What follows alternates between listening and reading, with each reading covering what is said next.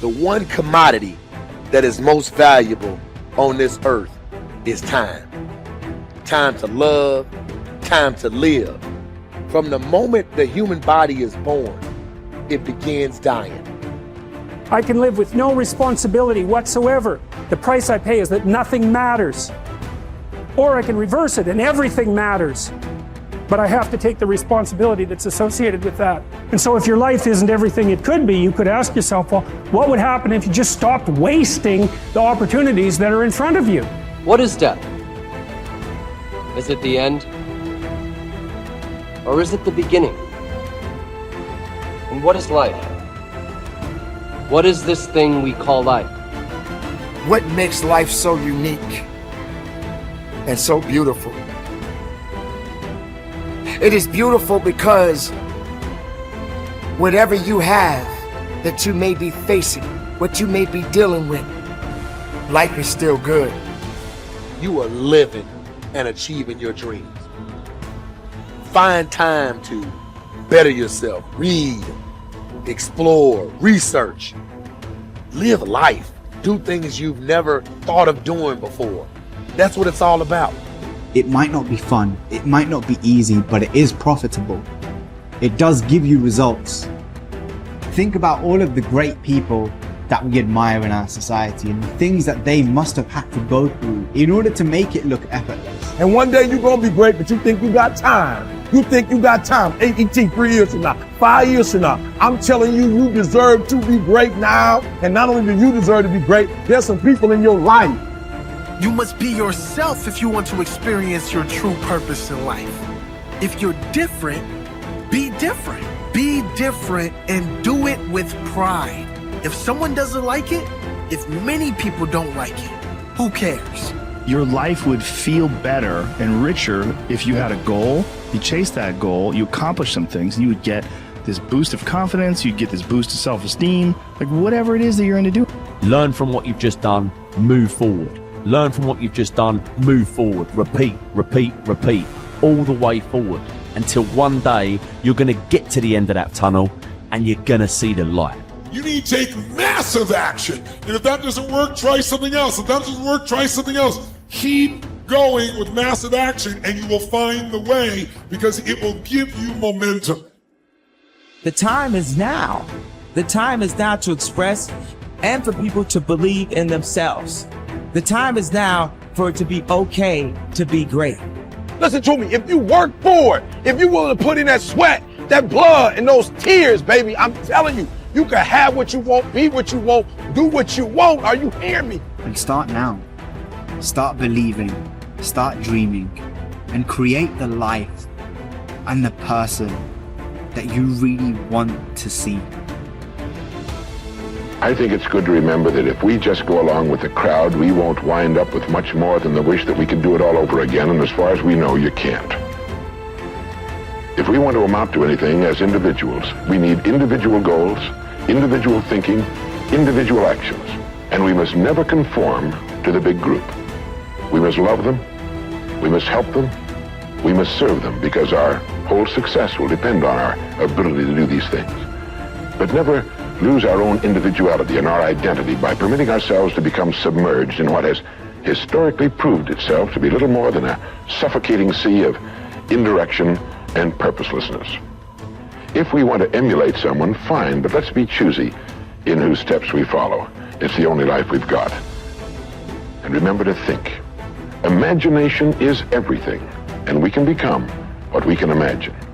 If you find yourself getting depressed and down at the mouth, as we all get once in a while, you might want to remember this quotation by Dean Briggs. He said, "Do your work. Not just your work and no more, but a little more for the lavishing's sake. That little more which is worth all the rest. And if you suffer as you must, and if you doubt as you must, do your work. Put your heart into it, and the sky will clear. And then out of your very doubt and suffering will be born the supreme joy of life." Believe it or not, in an age when we've come to nearly deify leisure time, we've almost lost sight of the fact that virtually all our satisfactions, rewards will come not from our leisure, but from our work. And don't forget the strangest secret. We become what we think about. But if you want to begin to move into your own personal greatness, If you want to begin to really enjoy a happy, successful, healthy life, you've got to be willing to go against the tide. You've got to be willing to harness your will and say, in spite of this, I'm in control here. I'm not going to let this get me down. I'm not going to let this destroy me. I'm coming back, and I'll be stronger and better because of it. You have got to make a declaration that this is what you stand for. You're standing up for your dreams. You're standing up for peace of mind. You're standing up for health. You want it, and you're going to go all out to have it. It's not going to be easy. When you want to change, it's not easy. If it were in fact easy, everybody would do it. But if you're serious, you'll go all out. So yes, I'm going to turn this situation around. I'm not going to sit back and moan and cry over what happened and what went wrong and who did what. I'm going to do something about this situation. The way to transform yourself is through your work. Now, I know this runs counter to our prevailing cultural prejudices. Work is too ugly, too boring, too vain. Self-transformation, we think, comes through a spiritual journey. Therapy, a guru who tells us what to do, intense group experiences and social experiences and drugs. But most of these are ways of running away from ourselves and relieving our chronic boredom. They're not connected to process, and so any changes that occur don't last. Instead, through our work, we can actually connect to who we are instead of running away. And by entering that slow, organic process, we can actually change ourselves from the inside out in a way that's very real and very lasting. This process involves a journey of self-discovery that can be seen as quite spiritual, if you like. And in the end of this process, we contribute something unique and meaningful to our culture through our work, which is hardly ugly, boring, or vain. This intense focus on one goal is not easy, but it is all important. Orison Swett Marden wrote, "The giants of the race have been men and women of concentration who have struck sledgehammer blows in one place until they have accomplished their purpose. The successful men and women of today are those of one over, mastering idea, one unwavering aim, men and women of single and intense purpose." Marden also said that every great man has become great. Every successful man has succeeded in proportion as he has confined his powers to one particular channel. Single-minded concentration in the direction of your dreams will intensify your desires and increase your emotional drive toward your goal. This intensity of concentration will activate the law of attraction and begin to attract people and opportunities into your life to help you to achieve your goal. The more you think about your goal, the more it will come to dominate and direct your life.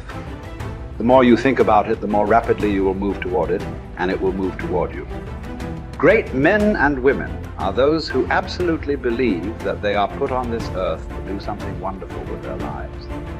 They have a vision of something greater or better than their current circumstances. Personal greatness means having a sense of destiny and a conviction that your thoughts and your imagination are the only real limits to your possibilities. William James said, compared to what we ought to be, we are only half awake. We are making use of only a small part of our physical and mental resources. Stating the thing broadly, the human individual thus lives far within his limits. He possesses powers of various sorts which he habitually fails to use. The founder of Success magazine, Orison Swett Marden, once said, "There are powers inside of you, which if you could discover and use, would make of you everything you ever dreamed or imagined you could become." In a 5-year study of leaders reported on in his book, Leaders, Warren Bennis discovered that each of them consciously avoided the comfort zone by continuously setting higher goals. They never allowed themselves to become complacent. They lived their lives fully extended, always striving to be and do more. To develop unshakable self-confidence, you need to see yourself and think of yourself as a leader, and to do what leaders do. You need to stretch yourself toward the outermost boundaries of your potential. You need to set goals that draw out of you the very best that is in you. You need to work toward objectives that cause you to feel a sense of mastery and peak performance.